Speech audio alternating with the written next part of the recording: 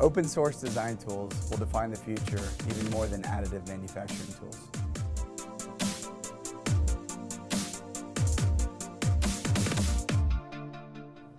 Hi, welcome to IMTSTV. I'm Tim Shimbara with AMT, and here today with Mike Siemer. Mike, tell us a little bit about you and your company, Noble. Okay, my name's Mike Siemer. I've worked in the additive manufacturing industry for about 20 years. Okay. I've been working with the technology in a variety of different ways. Some of those include traditional customized design, where you'll make prototypes and work out design iterations.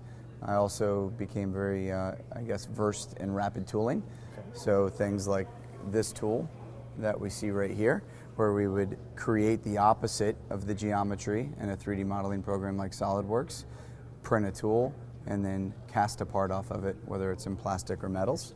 So I've done a lot of rapid tooling, and then a lot of customization and part creation directly, a variety of different applications for using 3D printing for direct digital manufacturing. Understood. So what does Noble do today? Noble is a tier 1 supplier of the pharma industry. We design and produce medical trainers. So things like this device you see here. Okay. Somebody has to give themselves an injection at home, and they need to learn how to do it the right way. So we've developed the world's first talking trainer. So as you push the button, it'll talk through the IFU, the instructions for use. Got it. And you can switch languages. You can get the tactile feel that you have when you put it against your skin. So we design and manufacture training devices for the pharma industry. Fantastic, man. I appreciate it. Your talk today was pretty intriguing because you talk a little bit about the future, but also about some of this integration. Where do you think the challenges are with additive manufacturing in integration? I think they're twofold. They're the software side of things, right? To integrate it, you need to have the right tools that can make the most out of the technology. We've heard different people talk about it that at this point, the AM manufacturing technology in some ways has exceeded the software tools that can design it. So the software tools are trying to catch up. And there's also a race on the hardware side. You know, we're trying to get the cost and the quality and the speed trifecta. And there's some new technologies coming out that are changing that, but I think it's still fragmented at this point. So the maturation needs to take place. Yeah.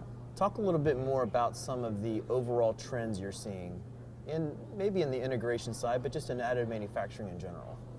I think the trends are, I heard a saying a long time ago from Terry Wooler's riches in the niches, and I think people like Normal and companies that are taking even low-end 3D printers, tweaking the process so that it could be used for a final production part, a customized final production part that makes someone feel special and unique because their input is in the design.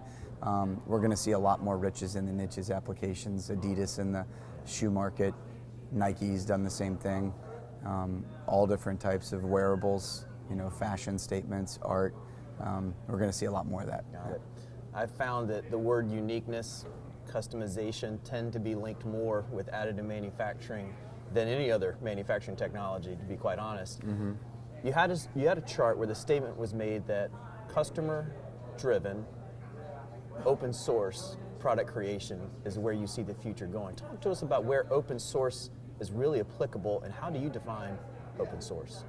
Well, not everybody should be designing every part, right? If you look at a wing on an aircraft structure, I don't know if I want my wife designing that part. However, she may be an aero engineer, like mine. Yep, then she may be able to design that part.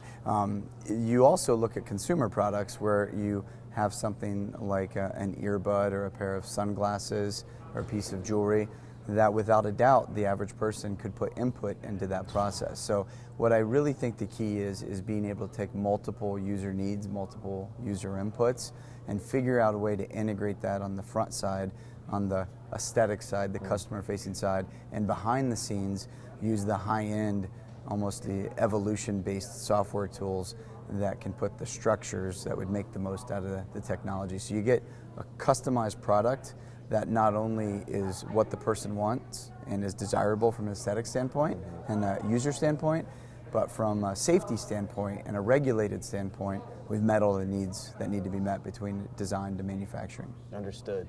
Mike, I appreciate your time today and especially for your presentation here at this conference. From the Additive Manufacturing Conference, this is Tim Shimbara with IMTSTV. Thanks for joining us.